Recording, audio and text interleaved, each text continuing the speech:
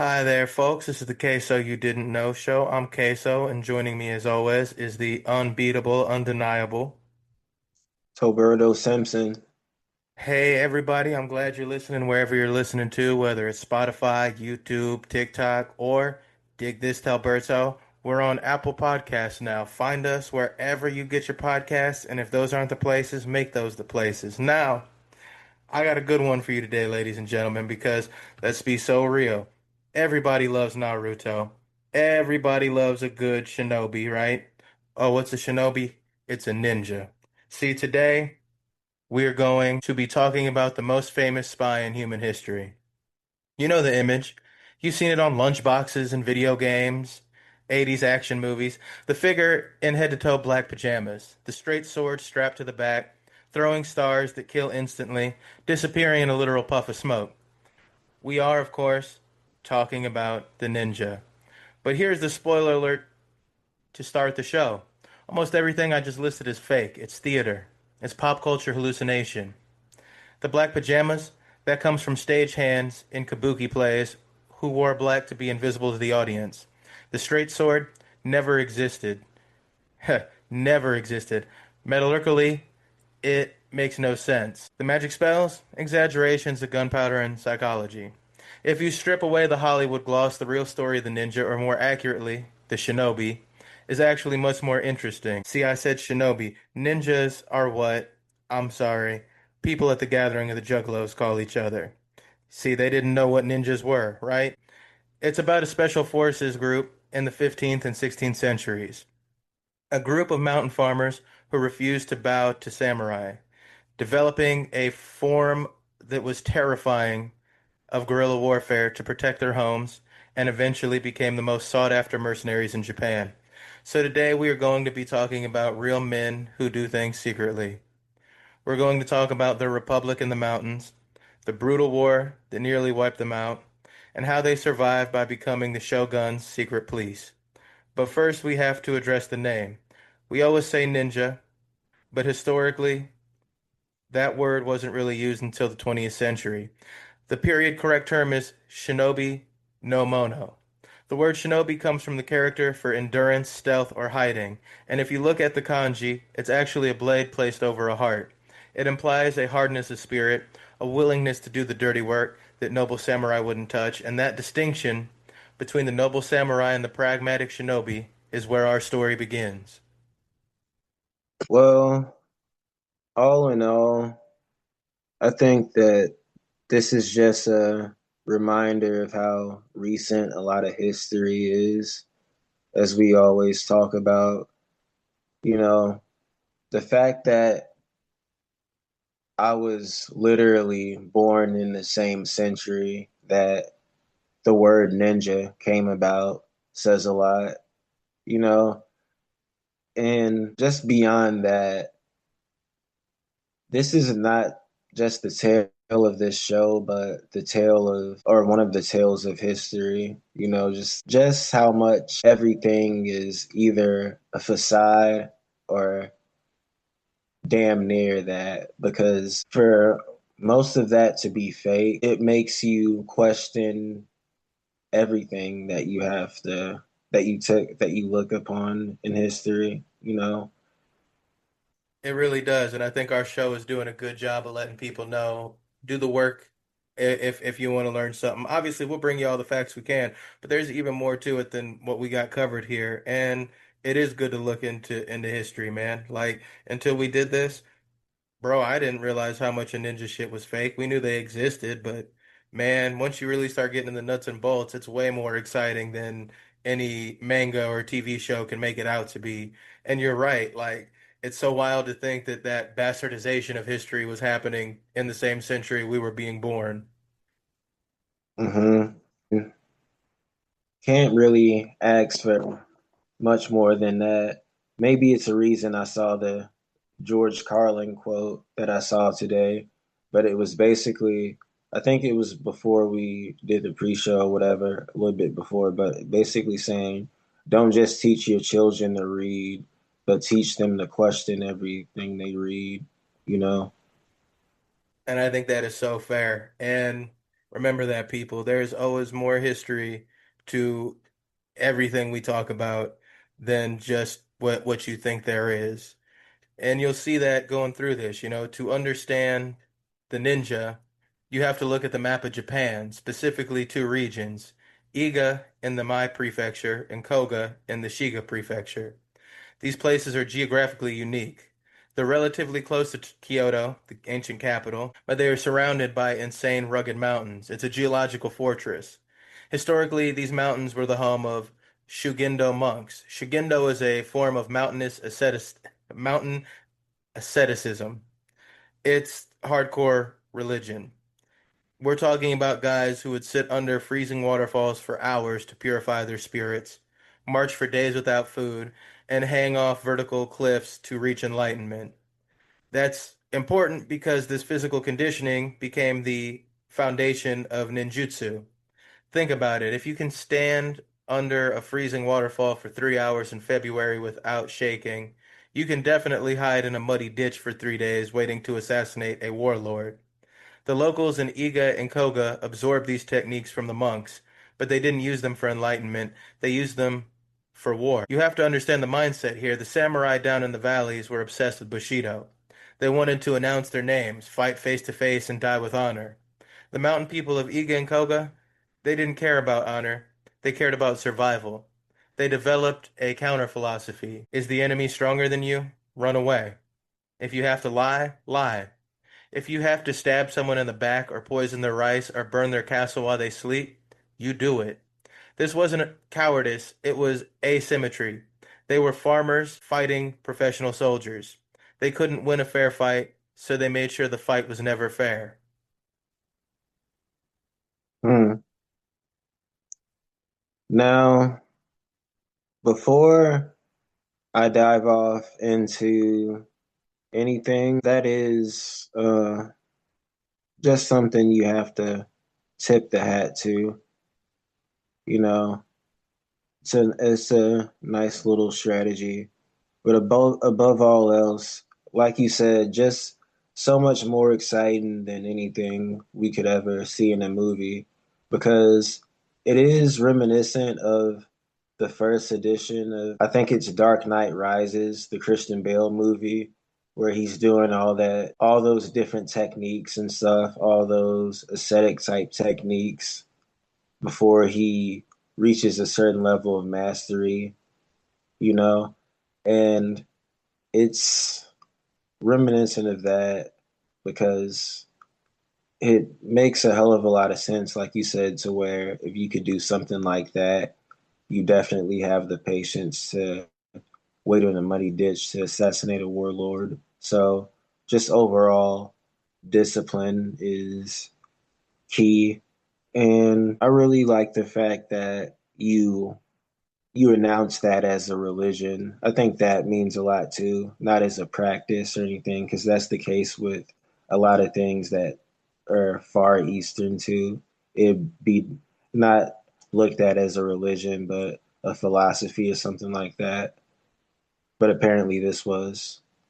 Well, it started off as a religion, but then it became a philosophy in a way that the people of Iga and Koga weren't necessarily religious. They learned it from the monks that were religious, and they took it and incorporated it into their own philosophy. But I think that comparison to the Batman movie is spot on. That's the one where he's training with Ra's al Ghul, Liam Neeson's, the League of Shadows, right? And what you're seeing there really is like very similar to what these guys were doing. But what makes it so much more impressive is, it wasn't a billionaire that was paying to go learn from a criminal how to be a ninja. These were farmers, they were doctors. That's what is wild when you see these villages that they lived in. They were villages, but everyone in that village was a ninja. That's the one thing Naruto almost kind of got right, that you'd be a doctor, you'd be a lawyer, you'd be a farmer, you'd be a tavern keeper, but you also knew how to make smoke bombs. You knew how to throw throwing stars. You were just as much a ninja as anyone else in the village. From the perspective of somebody who's probably more versed on these things than me, would you say overall Naruto is the one that got it the most right when it comes to ninjas? It really is, and here's why. Because yes, they use magic and stuff in that a lot, but what you see is these guys would work in teams. You wouldn't be one singular ninja running into a castle to assassinate someone. You would be a team. You'd have like three, four, five, six guys.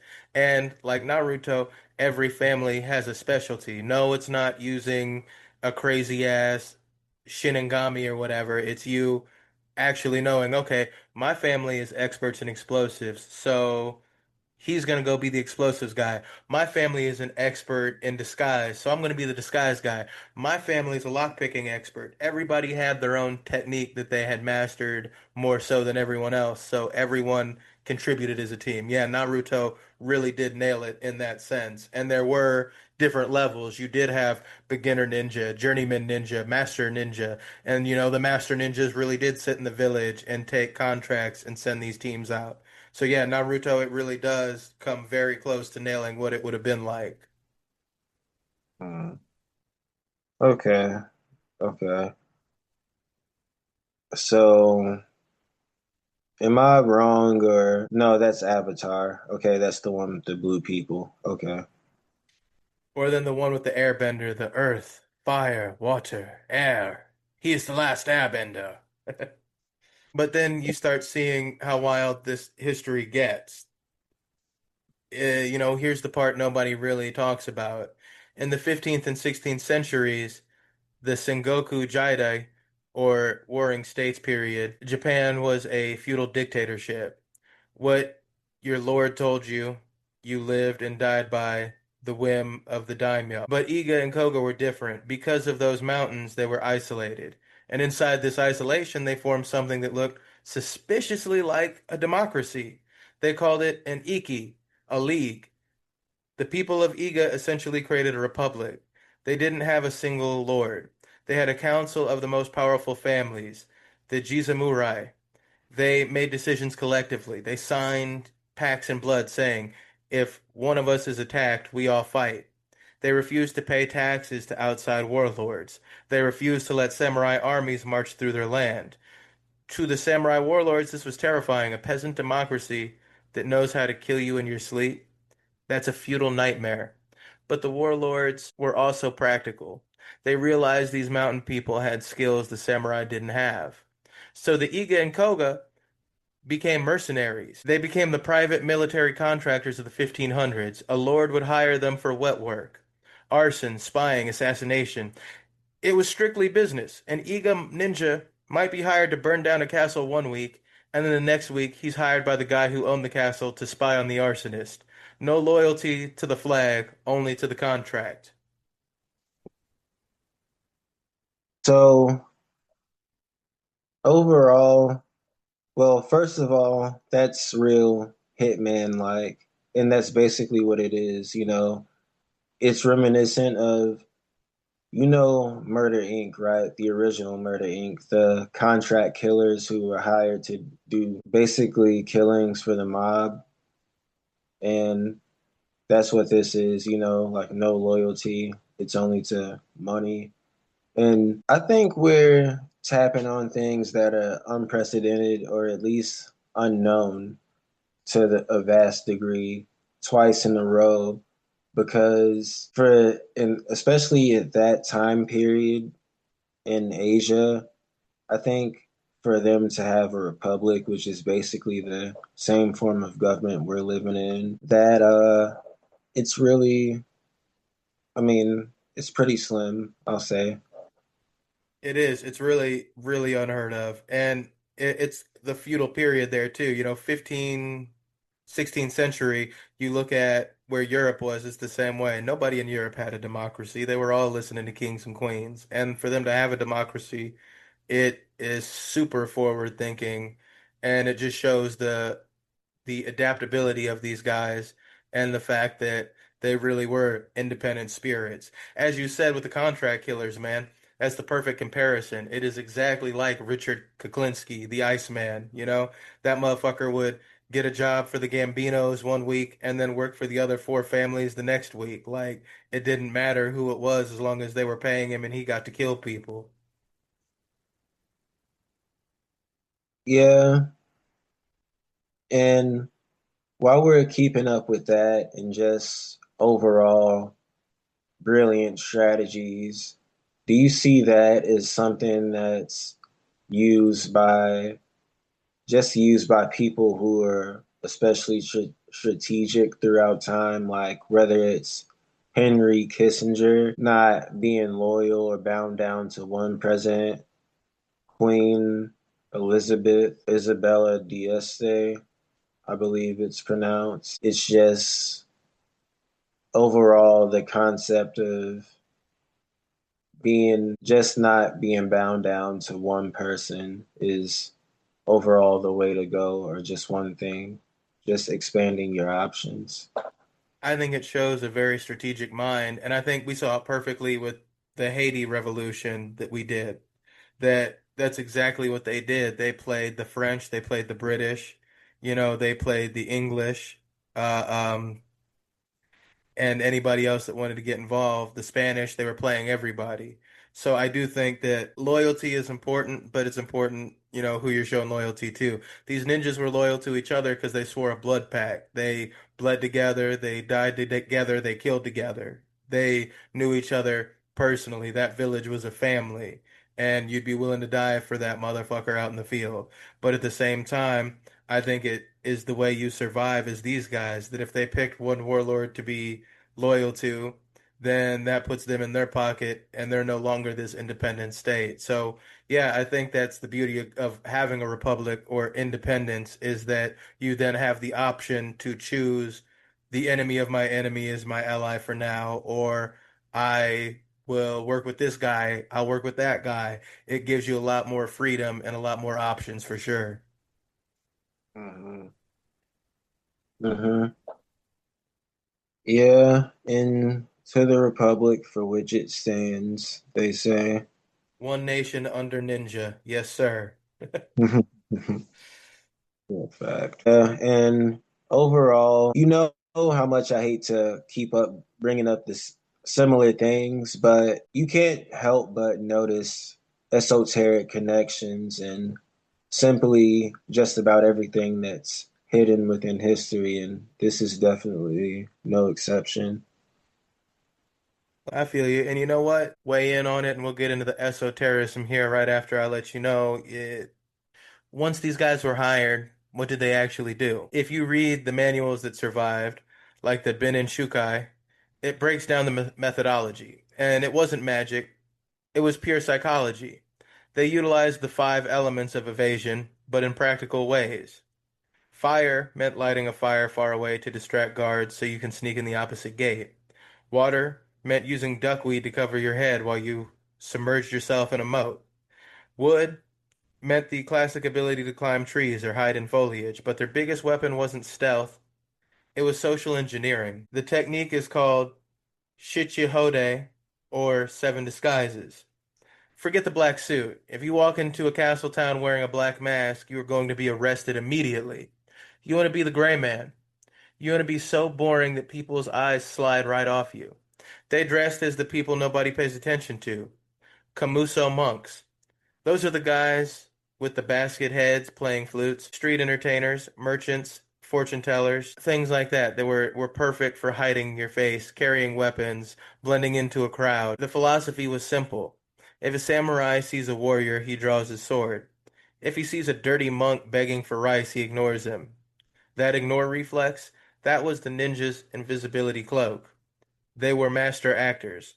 They would infiltrate an enemy castle, work as a gardener for 3 months, learn the layout, learn the guard rotations, and then on the night of the attack, open the gates from the inside.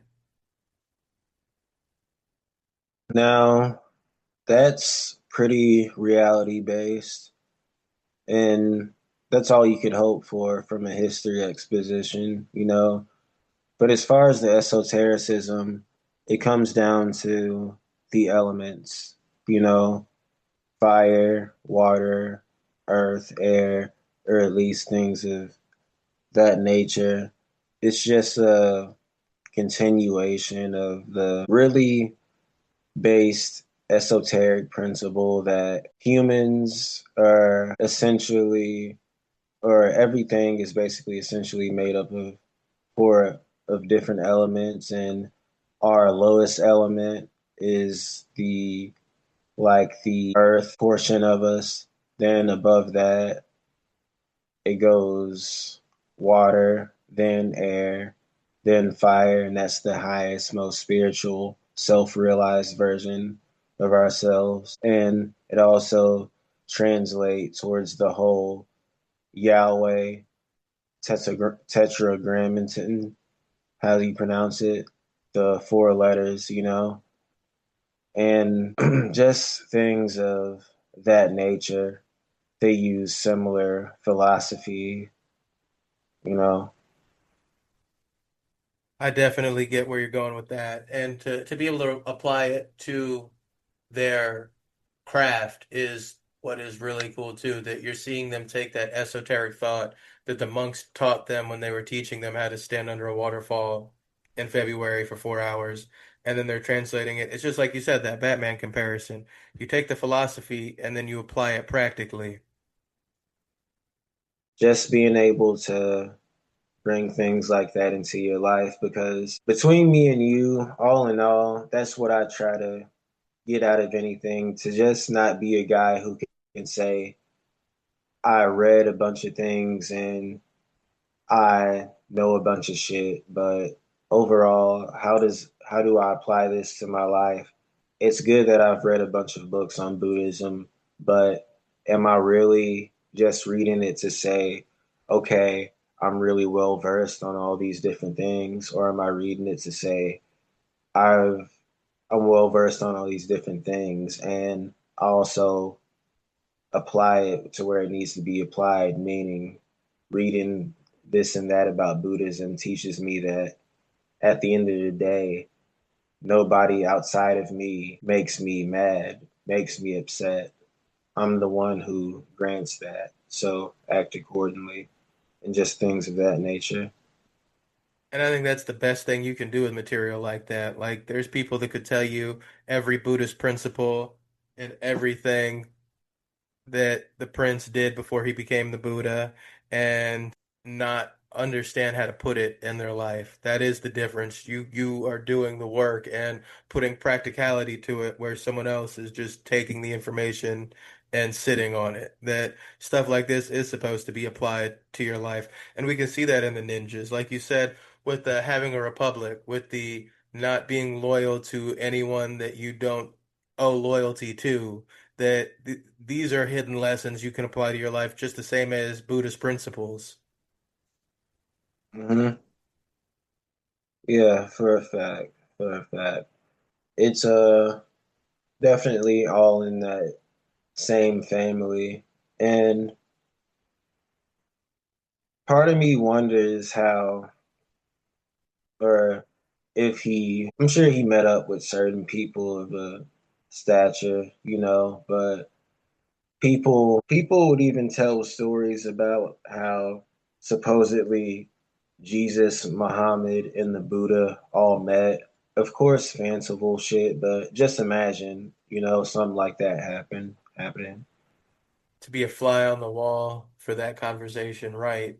It's sort of like, and I think you'll like this one because we will be covering this later on. Um, Not necessarily in this arc of Asian history, but we got one with Lao Tzu and Confucius. You know, those two guys actually did meet and they kind of hated each other. That's it's interesting how just two people of similar statures often have animosities for one another. It's that whole Michael Jackson and Prince type of thing. Exact. Or my man, was it a Diogenes, the Greek philosopher that lived in the wine barrel and spent his whole time whacking off in it? Um, he was a real card, and they said Alexander the Great comes to him and he says, you know, I want to learn from you. Teach me everything you know about philosophy. Is there anything I can do for you to get this to happen? And he goes, yeah, you can get out of the way. You're blocking my son. I'm good.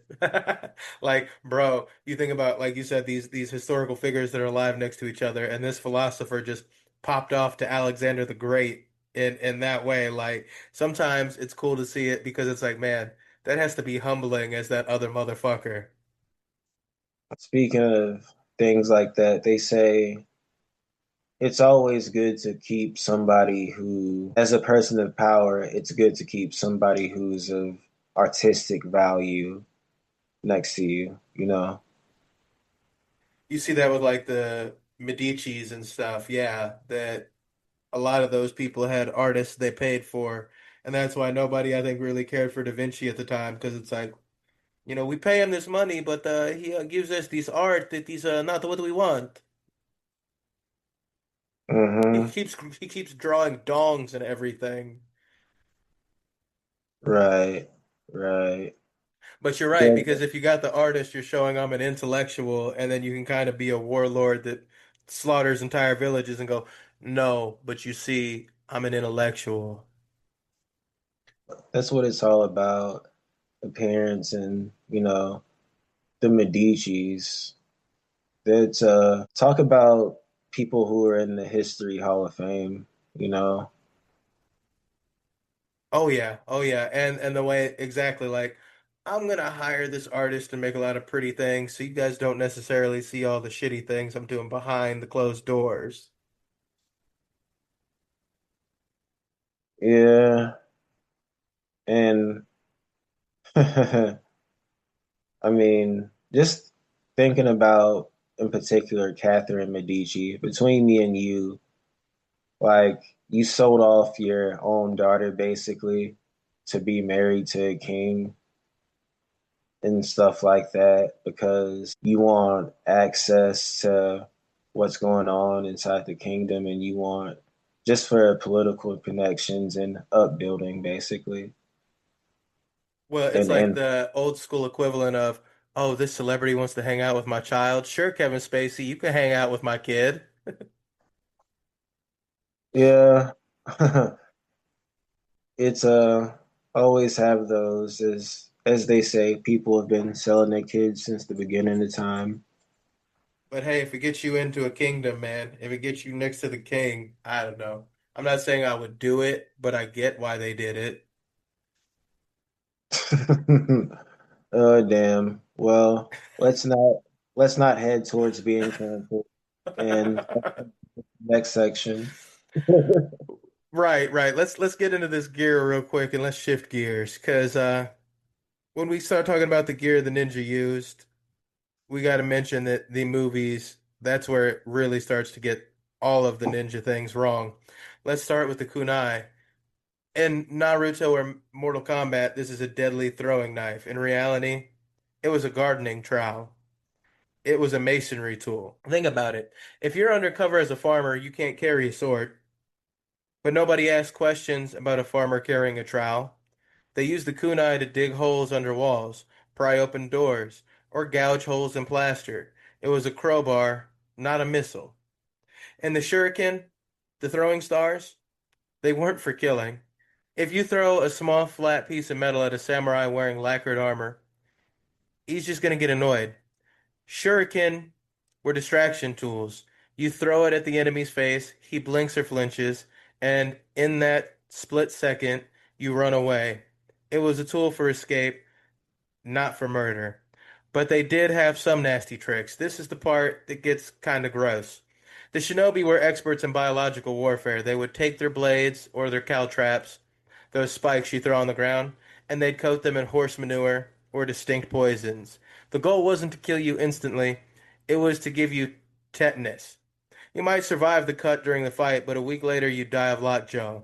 It was a brutal, effective way of killing that totally lacked samurai honor.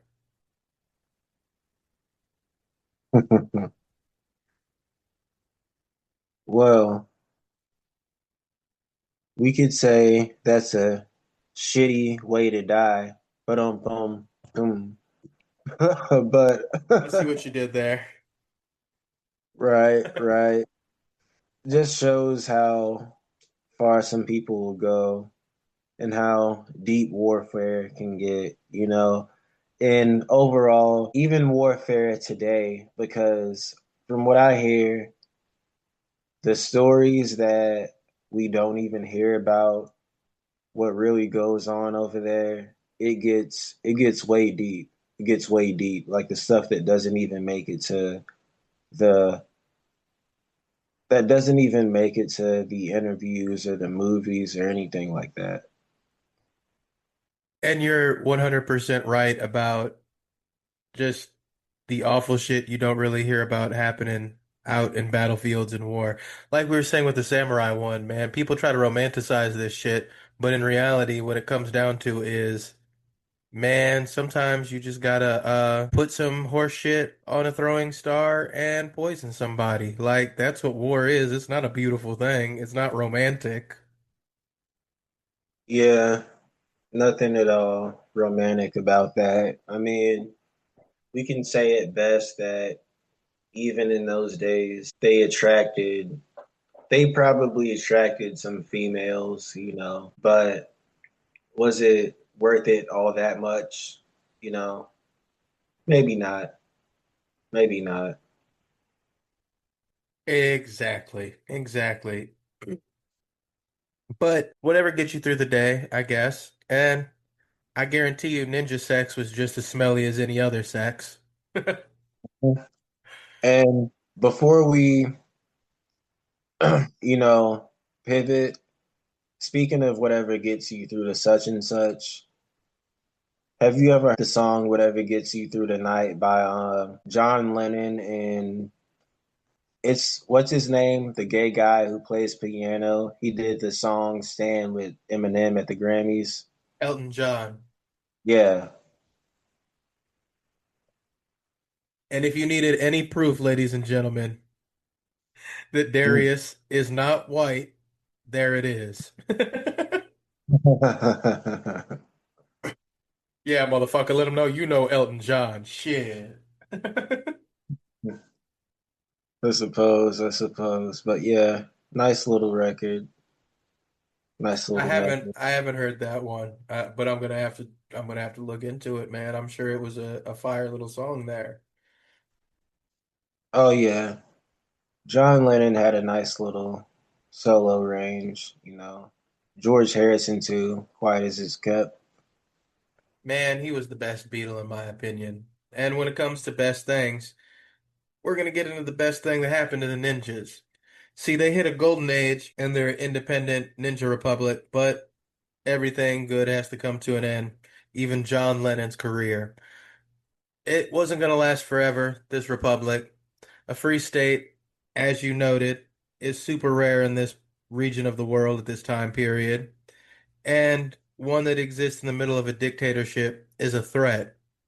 The man who decided to end it was Oda Nobunaga, the great unifier, the demon king of Japanese history. Nobunaga hated the Iga people. He called them scum and rebels because they wouldn't bow to him. In 1579, his son tried to invade Iga and failed miserably. The shinobi used those guerrilla tactics we just spoke on and did a few more things on top of that. I'm talking night raids, false intel, forest ambushes. They humiliated the samurai army.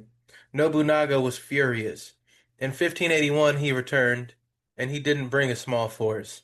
He brought 50,000 heavily armed soldiers. The Iga, they numbered maybe 4,000. This event is known as the Tensho Iga War. It wasn't a battle, it was an extermination. Nobunaga ordered a scorched earth policy. He burned every temple, every village, and every forest in the province to deny the ninja their hiding spots. He killed combatants, civilians, women, and children. The shinobi fought back. They held out in mountain castles, fighting to the last man, but the math was against them. 50,000 against 4,000. The Republic of Ego was destroyed in fire and blood, and the survivors fled into the wind, becoming masterless refugees. Interesting that it took that shape. And by that shape, I mean that type of shaping in history where it's a few or maybe one person who scatters off when something has been exterminated or misplaced, and they're the few. people or the one lone person who gets to carry on the tradition. You know, it's kind of reminiscent of truthfully Native Americans in North America, you know, in a way. You could say that much. Or just the fact that I wouldn't really say that that's a case because it wasn't as big of an extermination, but I'm sure there would be definitely a bit more people of Jewish descent in the world today had it not been for the Holocaust and other things. Millions more. And you're right, they are different things, but they all compare the same way that it's one force that doesn't want to bow down to another and shouldn't have to. It's someone that was living an independent life and was told by a dictator, you have to fit into this parameter, and you didn't, so we'll just kill you off. It's a story as old as time as well. The whole Hebrew religion is based off of people that kept having this happen to them. You know, you look at the tribes of Israel, it's the same thing. That if you don't bow, you're gonna die. And sometimes, is it always the worst thing? I believe it was you that brought up once, right? The coward dies a thousand deaths. That, I think with these ninjas, they'd rather die than bow down to someone and give up their dignity. Of course, and even when you bring up Jewish history, it breeds a certain reputation because if you know anything about Jews, and it's something I admire for the record, it's that it's really ingrained in them from the ground up that at the end of the day, you are a Jew, you were born a Jew, and above all else, you are for the improvement and just the overall advancement of Jews, and nothing tops that. And I'm sure that comes from we've been, you know, toppled upon since our inception. So your main purpose is to your people. And you see this play out as we progress in this story with the ninja died out in the sense that Iga and Koga weren't around anymore, but they continue on and still thrive and survive in secret ways in Japan. We'll see that happen. And it is very similar to, like you said, the Hebrews having an ingrained sense of survivalism and bettering of their people within them, that you see the same thing play out here, that the whole theme here for these guys was survival, and that's the only reason ninja even came to exist. And that survival continues even past their formal existence being toppled. Yeah. And just imagine the pride these people would have if they still lived on. Well, and for good reason, because if the story ended there, the ninja would just be a footnote in history. But they survived through what you could call a massive rebranding. One of the survivors of this era, and a man we got a podcast on coming up eventually, people, was named Tokugawa Ieyasu. He would later become the shogun who ruled all of Japan. But in 1852, right after Nobunaga died, Ieyasu was in trouble. He was trapped deep in enemy territory with only a handful of guards. He needed to get back to his home base, but the roads were blocked by bandits and rival armies hunting him down. His only option was to go through the mountains of Iga, the same mountains that had just been burned to the ground. This is the famous crossing of Iga, or Iga Go. Ieyasu hired the surviving Iga and Koga ninja to escort him. Leading them was the legendary Hattori Hanzo. Hanzo is an interesting figure. Pop culture paints him as a super ninja. In reality, he was a samurai, a legitimate warrior who commanded the ninja families. He was the bridge between the two worlds. Hanzo negotiated safe passage. His men protected Ieyasu, guided him through the secret deer paths in the mountains, fought off bandits, and got him home safely. Ieyasu never forgets this. When he becomes shogun and unifies Japan, he doesn't wipe out the ninja, he hires them. He brings the Iga and Koga survivors to Edo, modern-day Tokyo, and makes them his personal secret police and palace guards. They become the Onowaban, the garden keepers. So the mountain rebels became the government agents. They traded their independence for job security.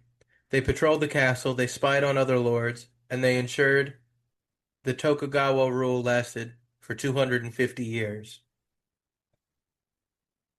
All in all, one of my favorite sayings between me and you is such and such is as expansive as Star Wars. And Asian culture is just one of those things, when you say that this guy wasn't a samurai or he wasn't a ninja, he was a samurai, but he served as a bridge between those two worlds, between the samurai and ninja world. He was basically the link. And just the fact that those two different warrior lifestyles descend from just that society, that ancient Asian society, just shows you all that there's literally a parallel opposite for everything. There's different belief systems, different fighting systems, and just overall warrior lifestyle systems.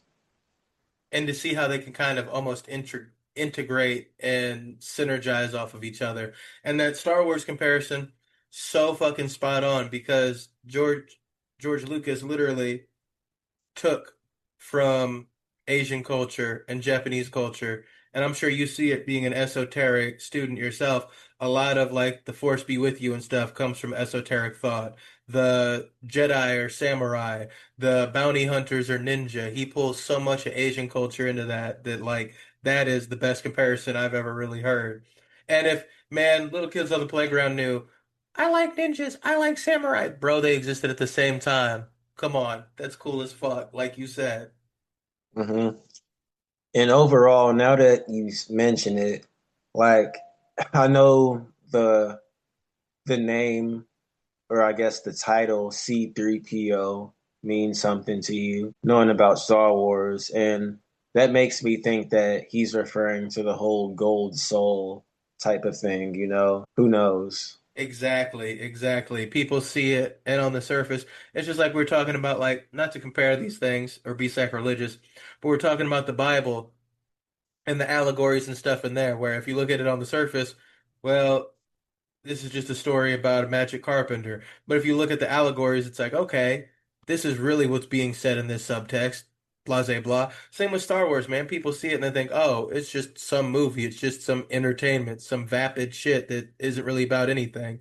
But you look into it and you start seeing, like, no, he really was applying, like, you could compare the stormtroopers and the Sith, the bad guys, to the Nazis. That's an obvious, easy one.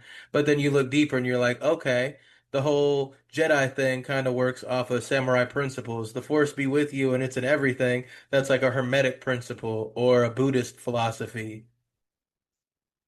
Speaking of you never know what you got till it's gone, it's just such a bitch that I no longer have the little Defozy app. I'm sure one of those apps you sent me will crack it, but basically an app I had to where I could watch just about everything underneath the sun, look up a bunch of stuff, and I really want to go back to the origin, like first episode, first movie or whatever of Star Wars, because just being a pop culture guy, I feel like it's my cinematic duty to at least see the origin of Star Wars to see what the hype is about. And, because at the end of the day, that's a major part of pop culture.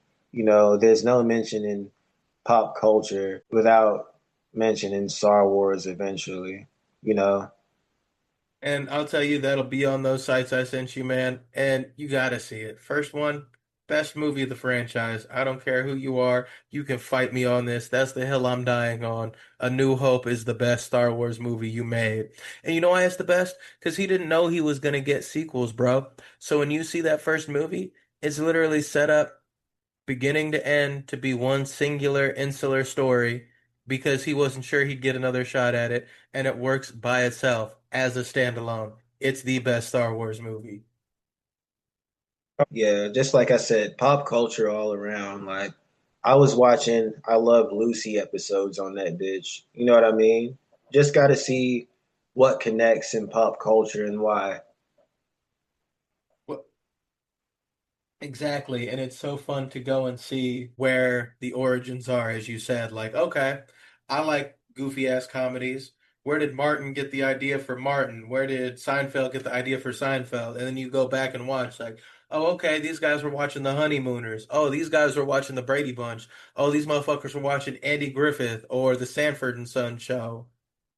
Right. And speaking of the honeymooners, it's just a similar thing just softened up throughout time. Like, of course, Martin, he ain't sitting there talking to Gina, putting up a fist to her, going, to the moon, Gina, threatening to punch her to the moon, literally. But the whole thing where you basically rant or talk about your wife like a somebody who's I guess a TV comic or a stand-up comedian maybe would probably talk about a time where they got into an argument with their wife or stealing some money out of her purse or some shit like that. Like some wild shit, like stuff like that, like anti-wife comedy.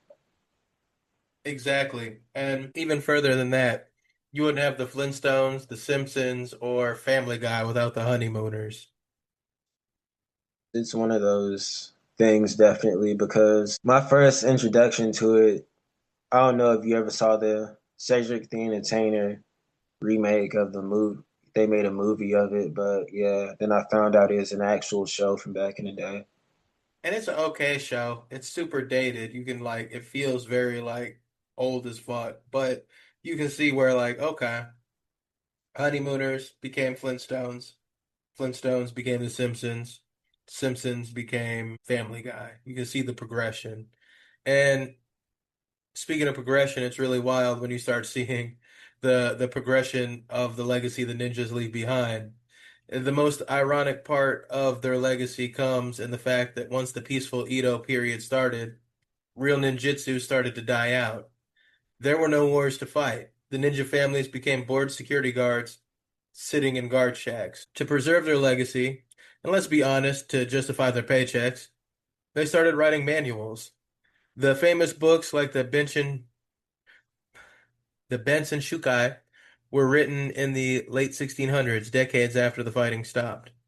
Historians think a lot of this was nostalgia.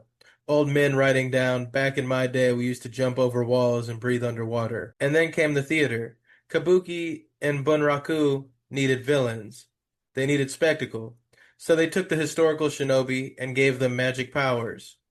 They invented the hand signs intended to summon lightning. They solidified the black costume. By the time the 20th century rolled around, the ninja was fully fictionalized.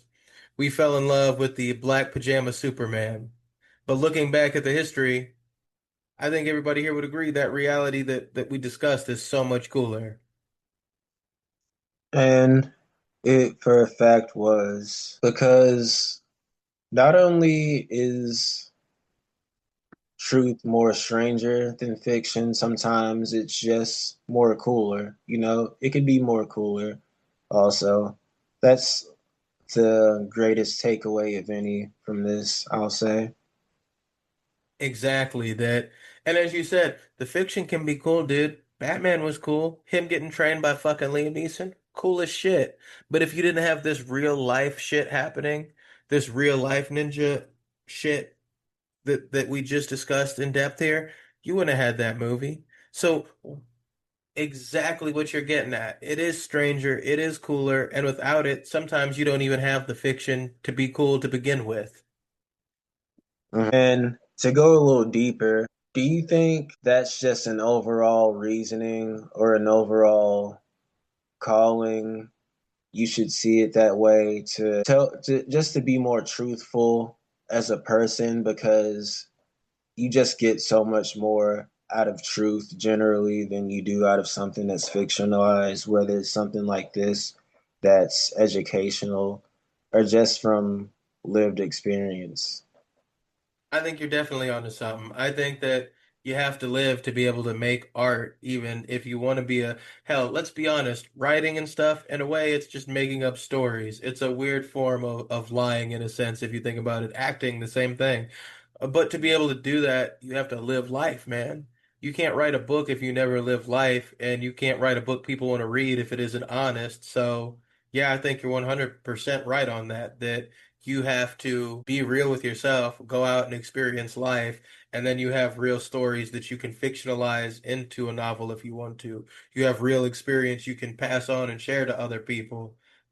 Yeah, overall, they say always tell the truth or at least don't lie.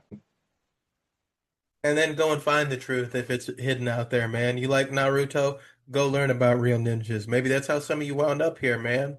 Who knows? But I know you guys are leaving with some shit you can drop on people and be like, dude, here's what ninjas were really like. And that's why we do this show, ladies and gentlemen. And as much fun as I've had with everybody here tonight, today, this morning, whenever you're listening, it's night for us, maybe it's morning for you. I'm going to go ahead and throw on my glasses and hit you with that Springer moment. What is the takeaway from the Shadowed Valleys of Iga? We learned that ninja weren't wizards. They were survivalists. They were people living in a violent, unfair world who realized that fighting fair is a great way to get dead. They taught us that intelligence is more powerful than brute force. While the samurai were obsessing over the size of their swords and the polish of their armor, the shinobi were obsessing over information networks, supply lines, human psychology. In the end, the samurai are gone, the shoguns are gone, but the methods of the ninja, espionage, psychological warfare, asymmetric combat, are the foundation of every modern special forces unit in the world. So the next time you see a gardener quietly working in the background, or a priest walking down the street, or someone just blending into the crowd, just remember, the best warriors aren't the ones screaming their names. The best warriors are the ones you never see coming. Take care of yourselves and each other. This is the Case So You Didn't Know show. Find us on TikTok, Apple, Spotify, wherever good podcasts can be found, YouTube. And keep coming back, people, because we got some gold for you next week. We're getting into geishas. Yeah, yeah. Geishas, everybody. Any closing thoughts, Mr. Talberto? Anything you'd like to plug? Anything you would like to let our beautiful audience know before we sign off? All in all, it was wrapped up pretty decently. If you most people, of course, aren't gonna practice a martial art or damn sure ain't gonna go as far as these guys went. But if you can take their philosophy and apply it to daily life, because they say life is a battle, a game, a chess move, whatever you want to call it. Just take those same methodologies. But above all, believe the cheese, world's most dangerous podcast, and we love it. Thanks for watching, people. We'll see you next week.